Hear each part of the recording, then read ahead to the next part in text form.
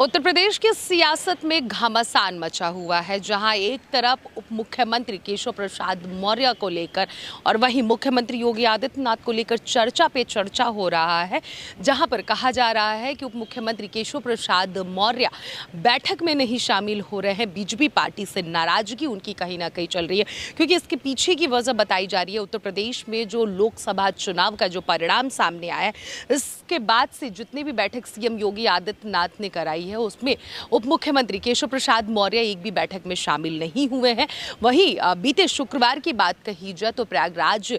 से जितने भी विधायक हैं, मंत्री हैं, सभी लोगों की बैठक हुई है। उस बैठक में कितने मंत्री भी शामिल हुए, लेकिन उस बैठक में केशव प्रसाद मौर्य नहीं शामिल हुए। यहाँ तक कि ब्रजेश पाठक भी उस बैठक में नहीं शामिल हुए। वहीं आपको बताते चले कि सोशल मीडिया पर ये भी लगातार खबरें सामने आ रही हैं कि केशव प्रसाद मौर्य और ब्रजेश पाठक नहीं चाहते हैं कि इस बार 2027 के चुनाव में, यानी कि विधानसभा चुनाव में, मुख्यमंत्री का चेहरा फिर से योगी आदित्यनाथ हो। कहीं ना कहीं ये भी कयास लगाया जा रहा है कि मुख्यमंत्री और प्रधानमंत्री नरेंद्र मोदी में भी दरार देखने को मिल रहा है, क्योंकि उत्तर प्रदेश में निराशाजनक जो परिणाम सामने आया है, इसके बाद से ये लगातार कयास लगाया जा रहा है। लेकिन वहीं अगर बात कही जाए तो बीते दिन उप मुख्यमंत्री केशव प्रसाद मौर्य और ब्रजेश पाठक दोनों लोग अलग अलग विमान से पहुंचे दिल्ली, तो वहीं मुख्यमंत्री योगी आदित्यनाथ भी अलग विमान से दिल्ली पहुंचे हैं। वहां पर आज के दिन एक कार्यक्रम था जिसमें उन लोगों को शामिल होना था, लेकिन वहीं कल देर रात अगर मुख्यमंत्री योगी आदित्यनाथ की बात कही जाए तो वो बीएल संतोष से मुलाकात किए हैं। और उस मुलाकात में ये खबर आ रही है, खबरों के अनुसार ये कहा जा रहा है कि उपचुनाव को लेकर और लगातार जो बैठक हो रही है, इस बैठक पे ही चर्चा हुई है। लेकिन कहीं ना कहीं विपक्षी पार्टी की अगर बात कही जाए तो विपक्षियों का ये कहना है कि केशव प्रसाद मौर्य के बारे में लेकर बीएल संतोष से मुख्यमंत्री योगी आदित्यनाथ ने मुलाकात की है। लेकिन अगर बात कही जाए उपचुनाव को लेकर, जहाँ पर 10 सीटों पर लगातार जो उपचुनाव होने वाले हैं उत्तर प्रदेश की 10 सीटों पर, उसको लेकर बीजेपी पार्टी पर ये लगातार अगर बात कही जाए तो इस बात की उम्मीद जताई जा रही है कि बीजेपी पार्टी का पूरा प्रयास है कि इन 10 सीटों पर वो जीत अपनी हासिल कर पाए। लेकिन वहीं विपक्षियों की बात कही जाए, विपक्ष पार्टी खास करके अखिलेश यादव की बात कही जाए तो अखिलेश यादव भी मानसून सत्र का ऑफर भी दे चुके हैं। उनको ये पूरा उम्मीद है कि विपक्ष बीजेपी पार्टी में दरार जमकर चल रहा है और वो आसानी से बीजेपी के विधायक को अपनी पार्टी में शामिल कर सकते हैं या फिर मंत्रियों को शामिल कर सकते हैं। उन्होंने खुलेआम ये मौका सुनहरा दे दिया है और ऑफर दे दिया है कि 100 विधायक लाओ और मुख्यमंत्री पद का हम दावेदार बना सकते हैं, यानी कि समाजवादी पार्टी बना सकती है।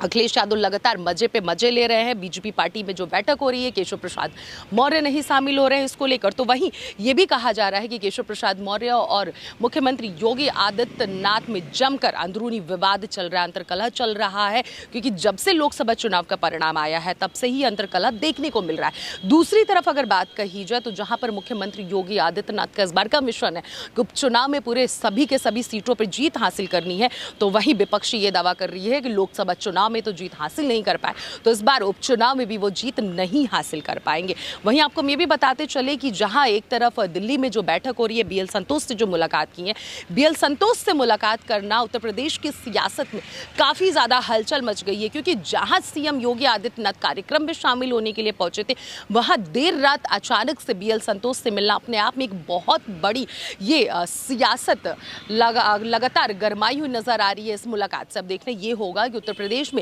विधानसभा चुनाव में मुख्यमंत्री का चेहरा कौन होता है। और दूसरी बात,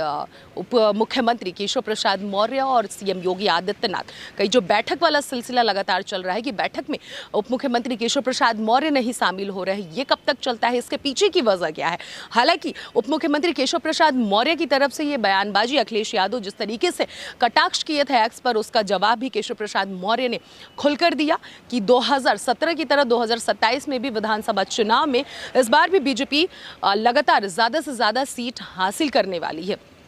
वहीं आपको हम ये भी बताते चले कि जहां एक तरफ बैठक हो रही है, बैठक को लेकर लगातार जो ये बयानबाजी सामने आ रहा है कि केशव प्रसाद मौर्य और मुख्यमंत्री योगी आदित्यनाथ में अंदरूनी कलह है, और वहीं दूसरी तरफ प्रधानमंत्री नरेंद्र मोदी को भी लेकर ये खबरें आ रही हैं कि प्रधानमंत्री नरेंद्र मोदी भी मुख्यमंत्री योगी आदित्यनाथ से नाराज हैं, क्योंकि उत्तर प्रदेश से सबसे ज़्यादा भरोसा जिस बीजेपी पार्टी को था, उस उत्तर प्रदेश में सबसे कम सीट हासिल बीजेपी पार्टी को मिली है। तो कहीं ना कहीं उपचुनाव को लेकर और विधानसभा चुनाव को लेकर अभी से उत्तर प्रदेश की सियासत गरमाई हुई नजर आ रही है। अब देखना ये होगा कि केशव प्रसाद मौर्य बैठक में क्यों नहीं शामिल हो रहे, उसके पीछे की वजह क्या है, या फिर आगे वो बैठक में शामिल होते हैं या नहीं, या फिर विधानसभा चुनाव में फिर से सीएम योगी ही मुख्यमंत्री का चेहरा बनते हैं या फिर कोई और। कैमरा पर्सन राकेश के साथ अनन्या मिश्रा, TV 24 लखनऊ।